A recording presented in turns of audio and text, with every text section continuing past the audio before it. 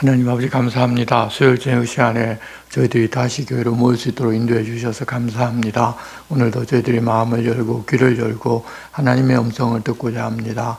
하나님 하시는 말씀이 내 귀에 들려올 수 있도록 우리의 마음도 열어주시고 또 우리가 깨닫는 마음으로 하나님 앞에 더 잘 나아갈 수 있는 자들 될 수 있도록 도와주시옵소서. 예수님의 이름으로 기도드리옵나이다. 아멘. 함께 찬송가 401장을 찬송하겠습니다.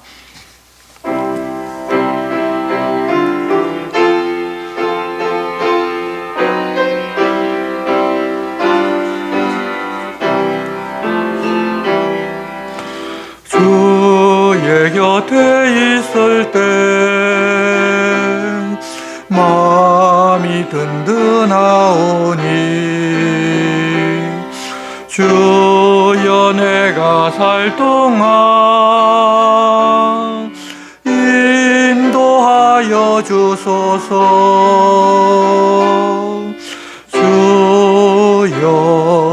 주여 나를 인도하소서. 바른 세상 살 동안 주여 인도하소서.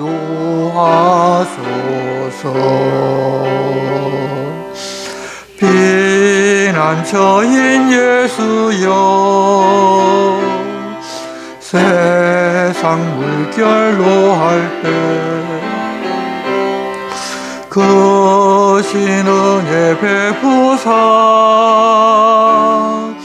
나를 숨겨주소서. 주여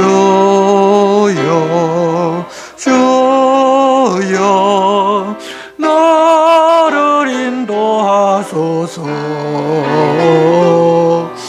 바른 세상 살 동안 주여 인도하소서.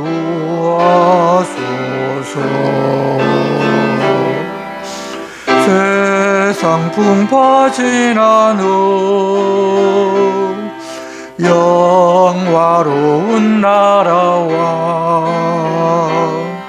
눈물 없는 곳으로 돌아가게 하소서. 주여 나를 인도하소서.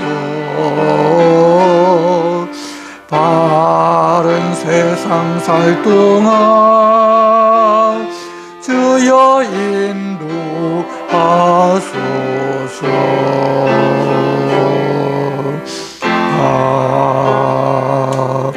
아멘. 오늘 우리에게 주시는 말씀은 구약성경 스가랴서 5장 6장 말씀입니다. 구약성경 1316쪽 스가랴 5장 그리고 6장 말씀 우리가 한 절씩 교독하겠습니다.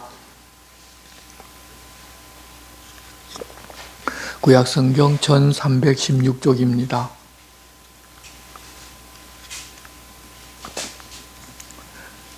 내가 다시 눈을 들어 본 적 날아가는 두루마리가 있더라.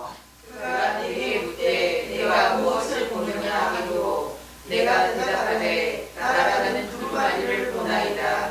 그 길이가 20규빗이요 너비가 10규빗이니라.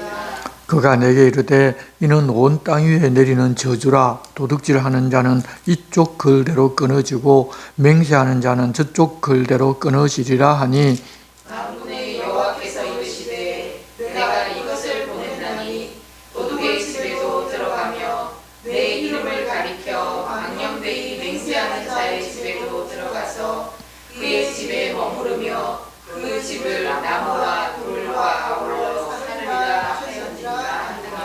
내게 말하던 천사가 나와서 내게 이르되 너는 눈을 들어 나오는 이것이 무엇인가 보라 하기로 내가 묻되 이것이 무엇이니까 하니 그가 이르되 나오는 이것이 에바이니라 하시고 또 이르되 온 땅에서 그들의 모양이 이러하니라. 이 에바 가운데에는 한 여인이 앉았느니라 하니 그때 둥근 납 한 조각이 들리더라.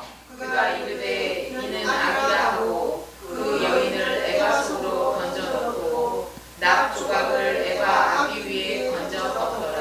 내가 또 눈을 들어본 적 두 여인이 나오는데 학의 날개 같은 날개가 있고 그 날개에 바람이 있더라. 그들이 그 에바를 천지 사이에 들었기로 내가 네게 말하는 천사에게 묻되 그들이 에바를 어디로 옮겨 가나이까 하니 그가 내게 이르되 그들이 시날 땅으로 가서 그것을 위하여 집을 지으려 함이니라. 준공되면 그것이 제 처소에 머물게 되리라 하더라. 내가 또 눈을 들어본즉 내 병거가 두 산 사이에서 나오는데 그 산은 구리산이더라. 첫째 병거는 붉은 말들이, 둘째 병거는 검은 말들이, 셋째 병거는 흰 말들이, 넷째 병거는 어룽지고 번전한 말들이 되었는지라. 내가 내게 말하는 천사에게 물으이되 내 주여 이것들이 무엇이니까 하니 천사가 대답하여 이르되 이는 하늘의 네 바람인데 온 세상의 주 앞에 서 있다가 나가는 것이라 하더라. 검은 말은 북쪽 땅으로 나가고 흰 말은 그 뒤를 따르고 어룽진 말은 남쪽 땅으로 나가고 번정한 말은 나가서 땅에 두루 다니고자 하니 그가 이르되 너희는 여기서 나가서 땅에 두루 다니라 하매 곧 땅에 두루 다니더라. 그가 내게 외쳐 말하여 이르되 북쪽으로 나간 자들이 북쪽에서 내 영을 쉬게 하였느니라 하더라. 여호와의 말씀이 내게 임하여 이르시되 사로잡힌 자 가운데 바벨론에서부터 돌아온 헬데와 도비아와 여다야가 스바냐의 아들 요시아의 집에 들어갔나니 너는 이날에 그 집에 들어가서 그들에게서 받되 은과 금을 받아 면류관을 만들어 여호사닥의 아들 대제사장 여호수아의 머리에 씌우고 말하여 이르기를 만군의 여호와께서 이같이 말씀하시되 보라 싹이라 이름하는 사람이 자기 곳에서 돋아나서 여호와의 전을 건축하리라. 그가 여호와의 전을 건축하고 영광도 얻고 그 자리에 앉아서 다스릴 것이요 또 제사장이 자기 자리에 있으리니 이 둘 사이에 평화의 의논이 있으리라 하셨다 하고 그 면류관은 헬렘과 도비아와 여다야와 스바냐의 아들 헨을 기념하기 위하여 여호와의 전 안에 두라 하시니라. 먼데 사람들이 와서 여호와의 전을 건축하리니 만군의 여호와께서 나를 너희에게 보내신 줄을 너희가 알리라. 너희가 만일 너희의 하나님 여호와의 말씀을 들을진대 이같이 되리라. 아멘. 오늘은 스가랴 선지자가 본 환상 중에 6째, 7째, 8번째 환상을 통하여 하나님 우리에게 들려주고자 하시는 말씀을 듣겠습니다. 하나님께서 스가랴를 불러 말씀하신 시기는 유다 백성들이 70년 포로 생활을 마치고 고향으로 돌아오고도 무려 15년이 지났지만 하나님의 뜻과는 아무 상관없이 자기 중심의 삶을 살아가고 있을 때였습니다. 이 성전을 재건하고 또 하나님의 백성답게 살아야 하는 하나님의 뜻을 받아서 돌아왔지만 이런저런 핑계를 대고 지도자 탓을 하고 있을 때 하나님께서 학개 선지자와 스가랴 선지자 두 사람을 불러 하나님 명하신 일은 하나님의 영으로 하는 것임을 알려주고 순종해서 일을 시작하면 하나님 함께 하심으로 반드시 성취를 보게 될 것이라는 것을 알려주셨습니다. 첫째부터 이 5째 환상까지는 그렇게 회복과 소망을 주는 내용이었습니다. 그리고 오늘은 다른 환상을 보여주시는데 내용이 조금은 어렵습니다. 오늘 우리가 읽은 5장 1절 말씀 보면 내가 다시 눈을 들어본 적 날아가는 두루마리가 있더라. 그가 내게 묻되 내가 무엇을 보느냐 하기로 내가 대답하되 날아가는 두루마리를 보나이다. 그 길이가 20규빗이요 너비가 10규빗이니이다. 이 스가랴가 예전에 책으로 사용하던 매우 큰 두루마리가 날아가는 것을 보았는데 그 크기가 한 변이 5m, 길이가 무려 10m나 되었습니다. 일반적으로 이런 두루마리는 말려져 있고 읽을 때 펴서 읽게 되는데 이미 펴져 있다면 그 내용을 볼 수가 있다는 말과도 같습니다. 크기가 그렇게 큰 펴진 두루마리를 스가랴가 보았을 때 깜짝 놀랍니다. 엄청난 위압감을 느꼈을 것입니다. 무려 5m, 10m 되는 크기니까 엄청나게 놀라지 않았겠습니까? 천사가 무엇을 보느냐고 물어보았는데 날아가는 큰 두루마리를 보았다고 대답을 하였습니다. 3절 그가 내게 이르되 이는 온 땅 위에 내리는 저주라 도둑질하는 자는 이쪽 글대로 끊어지고 맹세하는 자는 그 저쪽 글대로 끊어지리라 하니, 우리 사람이 죄를 짓게 되면 저주가 임하게 되는데, 이 두루마리에서 보여준 첫 번째 저주는 도둑질하는 자에 대한 저주이고, 두 번째는 맹세하는 자에 대한 저주였는데, 두 저주가 의미하는 것은 결국 십계명이고 율법 전부입니다. 여러분, 십계명이나 율법 어느 하나라도 우리가 그 계명을 어기게 되면 계명 전부를 다 어기는 것과 같다고 말씀하셨습니다. 우리 사람은 욕심으로 하나님께서 자기에게 주신 분깃보다 더 가지려고들 합니다. 그래서 남의 것을 빼앗기도 하고 도둑질을 하기도 합니다. 빼앗는 것은 강제로 하기 때문에 다른 사람의 눈에 쉽게 드러나지만, 도둑질은 숨겨서 합니다. 그래서 다른 사람의 눈에 잘 드러나지 아니하고 전혀 그러지 않은 것처럼 하고 살아갈 수도 있습니다. 그래서 사람들은 잘 모를 수 있습니다. 하지만 하나님은 다 아시고 그런 집에 저주가 임하게 하시는 것입니다. 또 맹세는, 당시에는 맹세는 오직 하나님의 이름을 걸고 했는데, 거짓을 말하면서 맹세하는 것은 하나님의 이름을 망령되이 사용하는 것입니다. 그러면 왜 이 두 계명을 보게 했을까 생각해 보면, 아마도 이 바벨론에서는 이방인들의 압제하에서 먹고 사는 것이 우선이 되다 보니까 그런 계명도 다 잊어버리고 살았고, 어느 사람도 그에 대하여 책망하지도 않았고, 하나님께서도 그래 상황이 그러니까 그렇다고 하면서 아마 내버려 두셨던 것 같습니다. 그런데 약속의 땅에 들어와서도 먹고 살기 힘들다 보니까 남의 눈을 속이면서 도둑질하는 일들이 빈번하였고, 자기를 변명하면서 자기가 옳다고 하기 위해서 하나님의 이름으로 맹세하면서 그것이 죄라는 생각을 전혀 가지지를 못하였던 것 같습니다. 그래서 4절입니다. 만군의 여호와께서 이르시되 내가 이것을 보냈나니 도둑의 집에도 들어가며 내 이름을 가리켜 망령되이 맹세하는 자의 집에도 들어가서 그의 집에 머무르며 그 집을 나무와 돌과 아울러 사르리라 하셨느니라 하니라. 우리가 앞에서 본 바와 같이 대제사장 여호수아가 불에서 꺼냈기 때문에 그 몸에 그 얼음이 묻었던 것처럼 백성들도 다 사실은 이 바벨론에 갔다 오면서 다 그런 상태였지만, 돌아왔기 때문에 이제부터는 자기들에게 주신 율법의 말씀대로 살아가야 합니다. 그러라고 이 바벨론 주변에 살던 사람들로부터 재물까지 받아서 돌아오게 해주셨습니다. 그런데 하나님의 뜻과 하나님 중심으로 살아야 된다는 것을 다 잊어버렸고, 결국 세상 사람들처럼 다들 자기 배를 채우려고만 하고 살다 보니까 율법으로 저주받을 짓을 하면서도 그것이 잘못이라는 사실을 그냥 다 잊어버린 것입니다. 그래서 스가랴 선지자를 통해서 먼저 회복과 소망의 말씀을 하신 후에 이렇게 하나님의 법을 따라 살지를 않으면 결국은 저주가 임하니 이제부터 율법의 말씀대로 살아야 한다는 것을 다시금 알려주고 계신 것입니다. 여러분, 우리가 어리고 힘든 상황이 있을 때에는 하나님께서 사실 그런 상황 봐주십니다. 우리가 너무 힘들고 견딜 수 없을 때는 하나님 조금 어겨도 그래도 하나님은 좀 참고하십니다. 그런데 그렇게 하다 보면 시간이 지나면 사람들은 그렇게 해도 당연히 되는 것처럼 인식을 합니다. 그래서 하나님 말씀을 따라 살 수 있는 그런 때가 왔음에도 불구하고 옛 습관에 머물러 있으면서 고칠 생각을 하지 않고 살아가는데, 그러면 결국 저주에 빠지게 됩니다.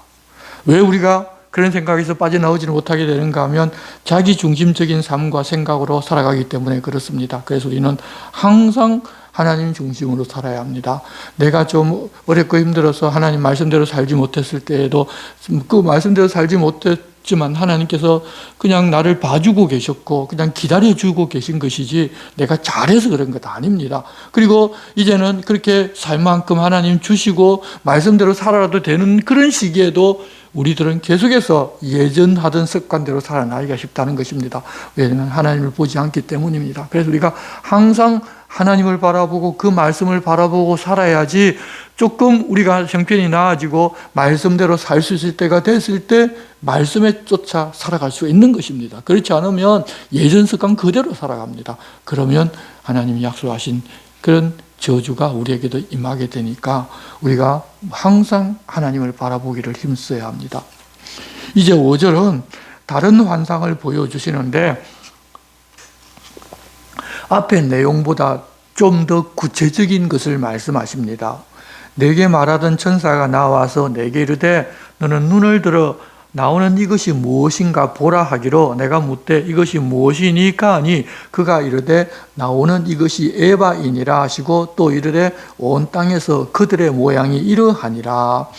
이 에바라는 것은 곡식을 담아서 재는 도구인데 모습은 잘 알지를 못하면 우리나라 같으면 아니면 말통 같은 그런 역할을 하는 것입니다. 에바가 나온다면 이 경제 활동을 하는데 양을 속여서 이익을 취하는 일에 관련된 그런 기원이라고 우리는 생각해 볼 수 있습니다. 이 스가랴가 나이가 젊은 제사장이기 때문에 곡식을 재는 데 사용하는 에바를 아마 제대로 본 적이 없었을 것입니다. 그래서 그것을 보여주면서 그 용도를 설명하고 7절 이 에바 가운데에는 한 여인이 앉았느니라 하니 그때 둥근 납 한 조각이 들리더라. 원문으로 보게 되면 둥근 납 조각이 들리고 그 안이 보이면서 그 안에 한 여인이 앉아있는 모습이 보였다고 그렇게 되어 있습니다. 우리나라 걸로 번역한 것은 오히려 거꾸로인 것처럼 보이는데 그렇게 납이 들리면서 그 안에 한 여인이 앉아있는 것이 보였습니다. 그 의미는 공정하지 못한 계량을 가지고 악을 행한다는 의미로 여인이 악에 대한 상징으로 나타났습니다. 뚜껑이 열리자 그 안에 있던 악의 상징인 여인이 도망가려고 했을 것입니다.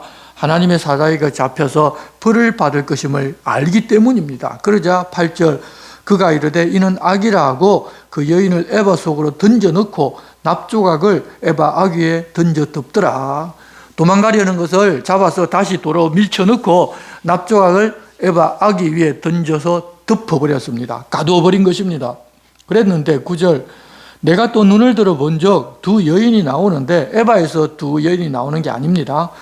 학의 날개 같은 날개가 있고 그 날개에 바람이 있더라. 그들이 그 에바를 천지 사이에 들었기로 내가 내게 말하는 천사에게 묻되 그들이 에바를 어디로 옮겨가나이까 하니 그가 내게 이르되 그들이 시날 땅으로 가서 그것을 위하여 집을 지으려 함이니라.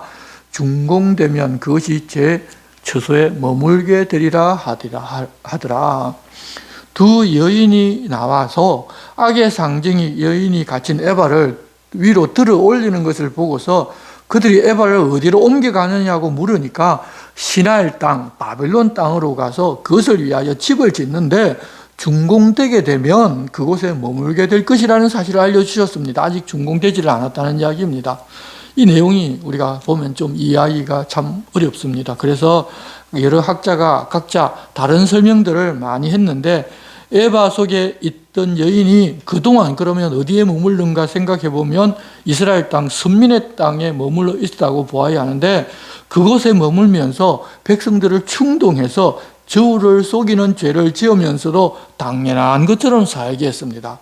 원래 우리가 좀 가난하면 사실 그렇게 하고 싶은 마음이 생기지 않습니까? 그러다 보니 돌아온 이스라엘 백성들도 여전히 그러고 살았던 것 같습니다. 바벨론에서 내내 그렇게 했으니 이스라엘 땅에 돌아와서 그렇게 하는 것이 이상하지도 않았을 것입니다. 그랬었는데 이제는 그곳에서 쫓아내 악의 상징인 그 여인을 원래 살던 바벨론 땅으로 데리고 간다는 것입니다. 앞서 하나님께서 자기 성전에서 떠나 북쪽으로 가시면서 자기 백성들이 있는 곳에 가서 그들이 하나님이 되신다고 말씀하셨을 때의 상황은 유다 백성들이 하나님의 성전에다가 바벨론 우상을 모시고 섬기고 있을 그런 때였습니다. 그래서 하나님께서 더 이상 하나님의 성전에 들어와서 머물러 있을 수가 없었기 때문에 그 성전을 떠나는 모습을 보여주셨습니다. 그렇지만 이제 하나님께서 다시 예루살렘으로 돌아오시고 이스라엘 백성들도 다시 돌아왔기 때문에 예루살렘에 머물던 그 악을 에바에 가두어서 원래 악이 머물러야 할 곳으로 데려가서 가두어 버리신다는 내용인데 우리가 이 악이 여인이라는 상징과 바벨론 땅으로 데려가 가두신다는 의미를 종합해 볼 때 바벨론에서 섬기던 여신과 관련된 내용이고 그 여신이 하나님의 백성들을 그동안 미혹해서 혼미하게 만들었지만 결국 자기가 있을 곳으로 보내어 가두어 버린다고 이해하면 보다 쉽게 이해가 가능한 일입니다. 그래도 어렵습니다. 그래서 좀 더 우리가 설명해 보면 이 바빌론에 니므롯의 아내였던 세미라미스가 남편과 사별한 후에 시간이 오랜 다음에 부정으로 아들을 낳았는데 자기 남편이 환생해서 자기 아들로 태어났다고 하면서 환생해서 태어났으니까 신이라고 그렇게 이름을 붙였습니다. 그러면 신인 아들은 옛날 자기 남편이기 때문에 아들과도 옛날 자기 남편과 결혼하는데 뭐 무슨 문제가 있겠습니까? 그래서 아들과 결혼하고 그러면 신과 결혼했기 때문에 자기도 여신이 되었는데 이 여신이 바로 가나안 땅의 아스타롯이라든지 아르테미스, 아프로디테 그리고 비너스 등등 온 세상으로 다 퍼져나가서 여신으로 성경을 받고 있습니다. 그 여신이 만들어진 곳이 바로 이 바벨론인데 하나님 이스라엘 땅에 돌아오셨고 선민들이 하나님 주신 바로 그 땅으로 돌아왔기 때문에 가장 먼저 그 여신을 붙잡아 원래 있던 곳에 가둬버리신다는 것입니다. 심판 때까지 알아서 그런 여신을 섬길 사람은 섬기라고 그냥 내버려 두시는 것입니다. 그렇게 섬겨서 자기들이 하나님의 심판을 받을 사람이라는 것을 자기들 스스로 증명하고 어떤 핑계도 대지 못하고 하나님의 심판대 앞에서 결국 판단받아서 영원한 불못으로 떨어지게끔 하나님께서 지금 이야기하고 계신 것입니다. 요한계시록에도 거의 같은 내용이 나오는데 하나님을 거역하는 세상 나라를 요한계시록에서는 바벨론에 비유하시는데 이렇게 악의 상징인 여인이 옮겨지는 신할 바빌론 땅을 큰 음녀의 땅이라고 하고 땅의 음녀들과 가증한 것들의 음이라고 부르면서 그곳에서 온갖 악이 저질러진다고 알려주셨습니다. 그리고 악의 화신인 용, 옛뱀, 마귀, 사탄이라고 하는 자를 붙잡아 결박해서 무저갱이에 집어넣어서 임봉하고 다시는 만국을 미혹하지 못하게 할 것이라고 알려주시는데 여기서도 그 모습 그대로 해서 하나님의 택한 백성들은 거룩하게 하나님을 원하고 기뻐하시는 삶을 살아야 한다는 것을 알려주시는 것입니다. 하나님 그렇게 하셨기 때문에 하나님의 백성들은 스스로 자기가 악을 선택하지 아니하고 악에 물들고자 하지 아니하면 악을 떠나서 살아갈 수가 있습니다. 예수께서 이미 우리를 그렇게 살 수 있도록 해놓으셨습니다. 우리가 악한 행동을 하는 것은 하나님이 시험하셔서 어쩔 수 없이 내가 그러는 것이 아니라 내가 선택하는 것입니다. 이미 주님이 우리를 죄 세방시켰고 악에서 해방시켜서 얼마든지 성령님과 함께 살아가면 악과 함께 살아가지 않을 수 있도록 만들어 놓으셨는데 우리가 악한 일을 행한다는 것은 내가 선택한 것입니다. 그래서 아무리 마귀가 설쳐도 하나님의 백성은 우리를 하나님의 사랑에서 결코 끊어내지를 못합니다. 몸은 죽여도 영원한 하나님의 나라에서 영원히 사는 복은 그들이 막지를 못합니다. 그래서 우리는 담대하게 주님을 믿고서 목숨을 내버리고 순교까지 하는 것입니다. 그런 복이 너무도 확실하기 때문입니다. 그래서 몸이 죽더라도 그게 상관하지 아니하고 신앙을 지키면서 살아가는 것입니다. 그런 승리가 하나님께 있으니 이제라도 하나님 말씀과 율법을 지키면서 살아달라고 스가랴를 통해서 돌아온 유다 백성들에게 부탁하시는 것입니다. 악한 일을 하고 죄를 저지르면 반드시 심판에 빠지게 되고 또 저주에 빠지게 되니까 그러지 말라는 것입니다. 그리고 이제 6장 말씀을 보는데 6장 앞부분은 마지막 8번째 환상인데 1절 내가 또 눈을 들어 본 적 내 병거가 두 산 사이에서 나오는데 그 산은 구리산이더라. 첫째 병거는 붉은 말들이, 둘째 병거는 검은 말들이, 셋째 병거는 흰 말들이, 넷째 병거는 어룽지고 건장한 말들이 메었는지라. 내가 내게 말하는 천사에게 물어 이르되 내 주여 이것들이 무엇이니까니 천사가 대답하여 이르되 이는 하늘의 내 바람인데 온 세상의 주 앞에 서 있다가 나가는 것이라 하더라. 여기서 구리산이라는 것은 강하고 튼튼하다는 의미이고 또 바람이라는 단어는 루아흐, 영이라는 것과 같은 단어입니다. 그래서 바람이라고 번역하기보다는 차라리 하나님 앞에 서 있다가 하나님 명을 받아서 세상으로 나가는 내 영이라고 번역하는 것이 좀 더 적합한 번역일 수가 있습니다. 6절 검은 말은 북쪽 땅으로 나가고 흰 말은 그 뒤를 따르고 어룽진 말은 남쪽 땅으로 나가고 건장한 말은 나가서 땅에 두루 다니고자 하니 그가 이르되 너희는 여기서 나가서 땅에 두루 다니라 하며 곧 땅에 두루 다니더라. 그가 내게 외쳐 말하이르되 북쪽으로 나간 자들이 북쪽에서 내 영을 쉬게 하였느니라 하더라. 하나님의 사자가 이런 설명을 해주셨는데 이 설명한 것만 듣고 이해하면 되지, 아니 말의 색깔 검정색은 무슨 의미가 있고 또 흰색은 무슨 의미가 있고 아롱진 것은 무슨 의미가 있다, 다른 해석을 할 필요가 없습니다. 성경에서 말씀하지 않으면 그것을 우리가 굳이 알려고 하지를 않아도 됩니다. 계속 알려고 자기는 신령한 척 기도해가지고 이런저런 이야기를 해서 이단에 빠지기 쉬운데, 또 사람들은 성경에서 이야기하지를 않았는데 그런 사람들이 그런 해석을 해주면 신령한 사람이라고 막 쫓아다니는데, 여러분 그런 어린아이 신앙에서는 이제 벗어나시기를 바랍니다. 그들이 그렇게 세상으로 나갔는데 8절에 그가 내게 외쳐 말하이르되 북쪽으로 나간 자들이 북쪽에서 내 영을 쉬게 하였느니라 하더라. 이스라엘 땅에서 북쪽이라고 하면 아시리아, 바벨론 땅을 말합니다. 그쪽으로 나간 말이 하나님의 마음을 시원하게 드렸다는 것입니다. 그것은 곧 북쪽에 있는 하나님을 거역하고 하나님의 백성들을 괴롭힌 어떤 악한 민족이나 어떤 나라들을 처단해서 하나님 마음이 시원하게 되었다는 그런 이야기입니다. 역사적 사실을 우리가 알 수 없지만 하나님께서 그렇게 하셨다는 것입니다. 이렇게 해서 8개의 환상이 끝이 났는데, 하나님께서 이 스가랴에게 환상을 통해서 성전 재건을 독려하고 사람들이 무시하던 지도자를 하나님께서 손잡고 일하게 하신다는 것을 알려주셨고, 이어 하나님을 대적하고 하나님 백성들을 미혹하고 괴롭혔던 악을 잡아서 임봉하고 처단하였으니 하나님 백성답게 이제부터는 악에서 떠나 하나님 율법의 말씀대로 살아달라는 것을 부탁하는 것으로서 이제 환상은 다 끝이 났습니다. 이제 6장 9절부터는 당시의 성전 재건을 독려하면서 종말론적인 하나님 나라 건설이 이루어지는데 바로 그분이 예수님께서 오셔서 그 일을 하실 것이라는 사실을 알려주십니다. 9절입니다. 하나님의 말씀이 내게 임하여 이르시되 사로잡힌 자 가운데 바벨론에서부터 돌아온 헬데와 도비아와 여다야가 스바냐의 아들 요시아의 집에 들어갔나니 너는 이날에 그 집에 들어가서 그들에게서 받되 은과 금을 받아 면류관을 만들어 여사닥의 아들 대제사장 여호수아의 머리에 씌우고.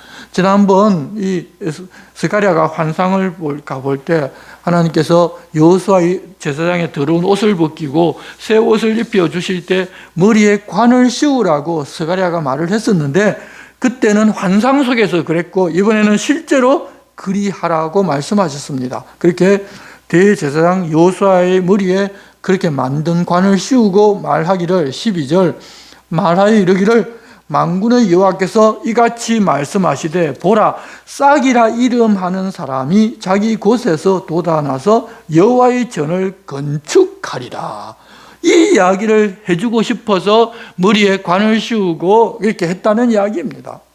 이 당시에 스룹바벨이 중심이 되어서 성전을 짓고 있는데 이 땅에 세워지는 그 성전도 하나님의 영이 함께 하시기 때문에 반드시 세워진다는 사실을 하나님께서 말씀하셨고, 그러면 이 땅에 세워지는 그것은 이후에 세워질 성전의 모형이고 싹이라는 분이 이 땅에 오셔서 지을 성전이 진짜 성전이라는 것을 알려주시는 것입니다.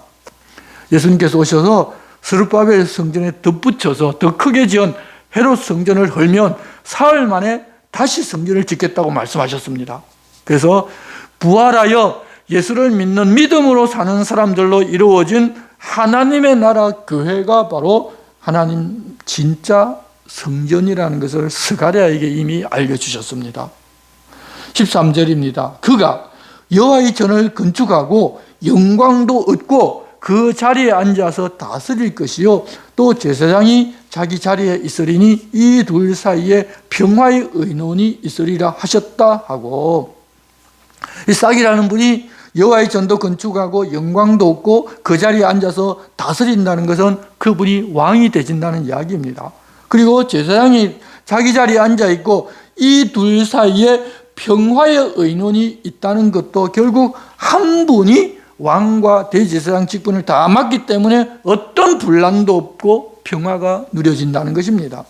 그분이 오셔서 쓰실 면류관이기 때문에 당시의 대제사장이었던 요수아에게는 한 번 씌워주고 그가 예표하는 사람이라는 것을 알려주고서 14절 그 면류관은 헬렘과 도비아와 여다야와 스바냐의 아들 헨을 기념하기 위하여 여호와의 전 안에 두라 하시니라. 이 땅에 세운 성전이 모형이고 영원한 것이 아니라는 것을 다시금 알려주시는 것입니다. 그리고 그분이 오실 그때는 15절 먼데 사람들이 와서 여호와의 전을 건축하리니 만군의 여호와께서 나를 너에게 보내신 줄을 너희가 알리라. 너희가 만일 너희의 하나님 여호와의 말씀을 들을진대 이같이 되리라. 돌아온 이 유대인들이 하나님 말씀을 듣고 그대로 행하게 되면 이 모든 말씀하신 것이 이루어지는 것을 그들이 보고 알게 될 것이라는 그런 약속입니다. 싹이라고 부름을 받는 예수께서 오셔서 이 땅에 세워진 모형의 성전은 무너지고 영원한 성전인 믿음 위에 세운 성전을 지으실 것인데 그때는 멀리서 있는 이방인들이 몰려들어서 그 성전 짓는 것을 그들도 보게 되고 자기들도 이 말씀대로 다 이루어지고 있다는 것을 알 것인데 그들이 이 말씀을 듣지 않기 때문에 이 스가랴에게 하신 말씀이 예수 그리스도께서 오셔서 이룰 영원한 하나님 나라 성전 교회라는 것을 지금도 그들은 모르고 있는 것입니다. 그들은 예수께서 여기서 말씀하신 왕 되시는 것을 거부하였고 준비해 놓은 이 면류관을 씌워드린 것이 아니라 가시로 만든 면류관을 씌웠고 그분을 조롱하고 때리고 십자가에 못 박아 죽이기까지 하였습니다. 하나님의 백성이라고 하였지만 하나님을 따른 것이 아니라 세상을 따르고 마귀를 따른 것입니다. 하나님 스가랴에게 이미 그런 분이 올 것이다.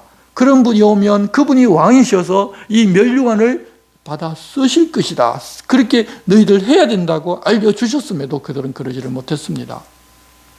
하나님께서 스가랴에게 그런 분이 오시고 성전을 지으실 것인데 나중에 9장에 가서 보면 그분이 유대인들이 기대하는 백마를 타고 큰 칼을 들고 오시는 것이 아니라 나귀 새끼를 타고 오실 것이라는 것도 알려주십니다. 그래서 스가랴서 9장을 보면 종려주일에 나귀 타고 들어가는 예수님의 모습도 알려주십니다.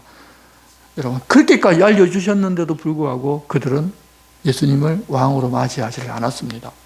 당시에 그들은 스룹바벨 총독이 유약하고 힘이 없어서 성전을 짓지 못한다고 하면서 그런 상황을 타개할 다윗의 자손으로 백마를 탄 영웅을 기대하고 있었는데 하나님께서는 그때 당시 성전을 짓는 것도 그렇게 유약하지만 스룹바벨의 손으로 완공하게 될 것이고 더 나아가 하나님 자기 백성을 구원하러 보내는 메시아도 그들이 기대하는 백마를 타고 세상의 권세와 힘을 가지고 오는 것이 아니라 스룹바벨처럼 그렇게 유약하게 오실 것이고 그렇지만 그분이 진짜 여호와의 성전을 건축할 것이라는 것을 이때 알려주신 것입니다.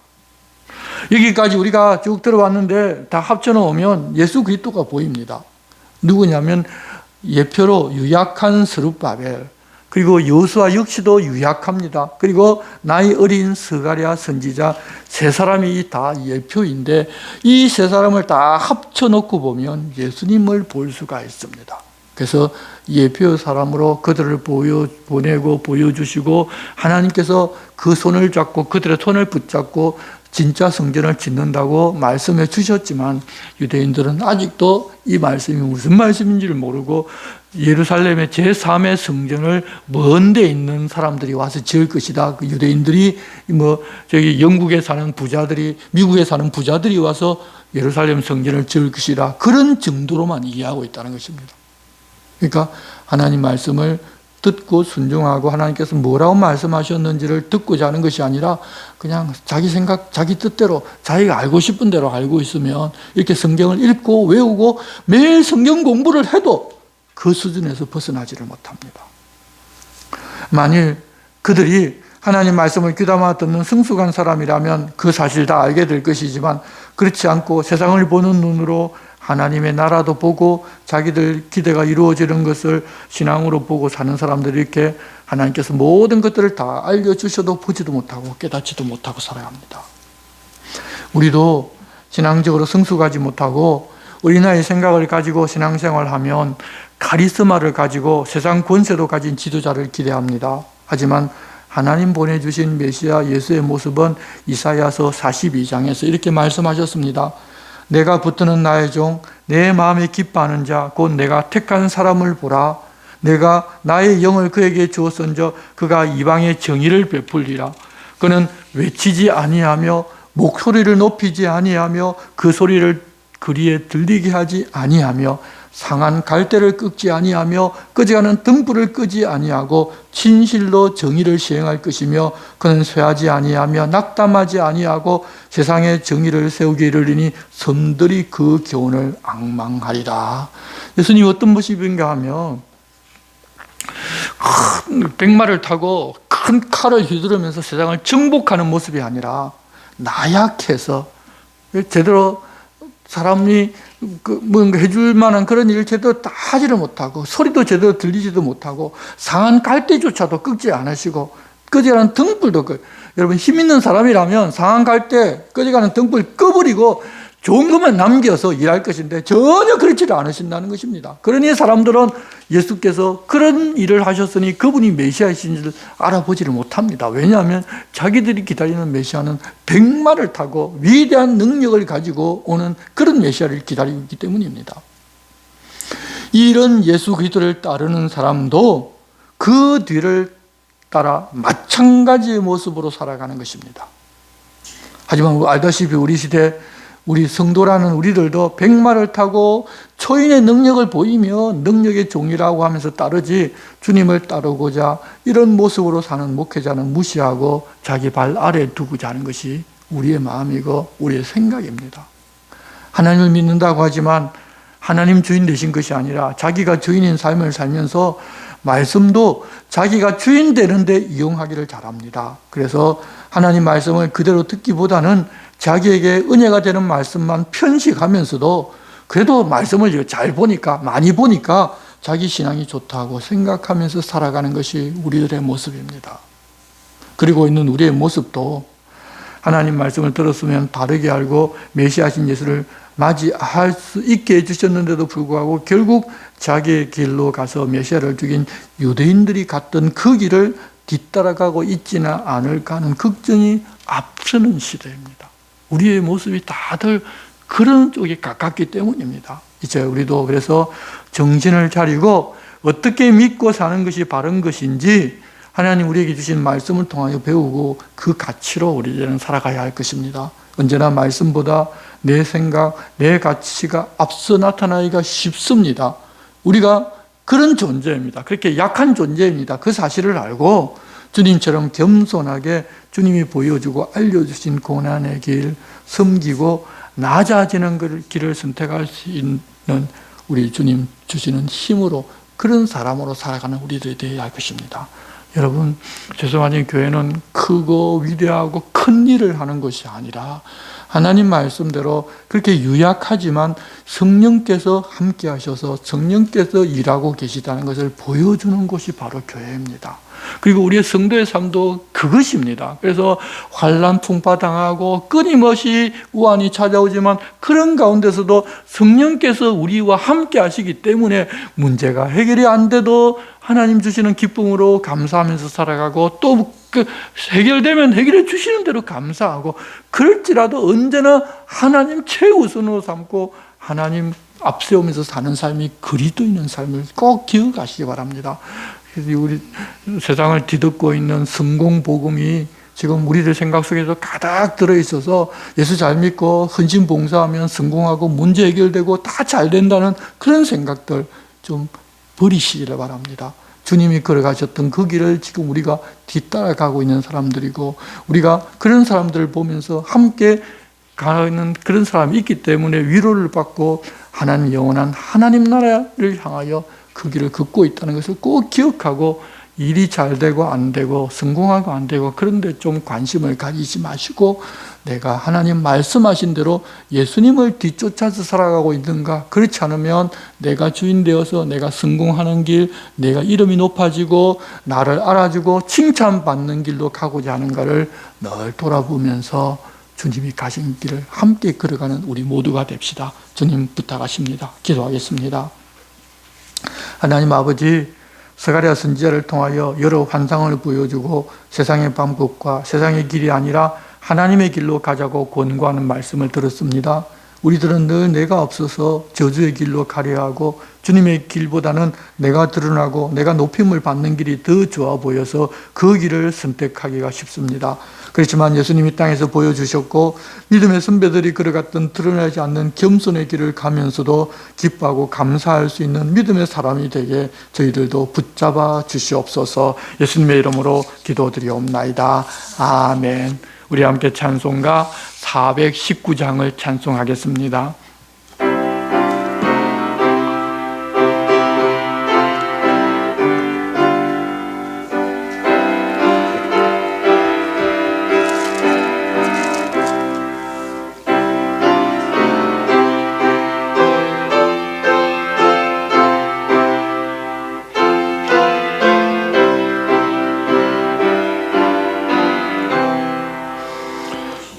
날개 민 내가 편안히 쉬네. 밤 깊고 비바람 불어쳐도 아버지께서 날 지켜주시니 거기서 편안히 쉬리로다. 주 날개 민 평안하다. 그 사랑 끈을 잔위여. 주 날개 밑 내 쉬는 영혼 영원히 거기서 살리. 주 날개 밑 나의 피난처 되니 거기서 쉬기를 원하노라. 세상이 나를 위로치 못하나 거기서 평화를 누리리라. 주 날개 밑 평안하다. 그 사랑 끈을 잔이여.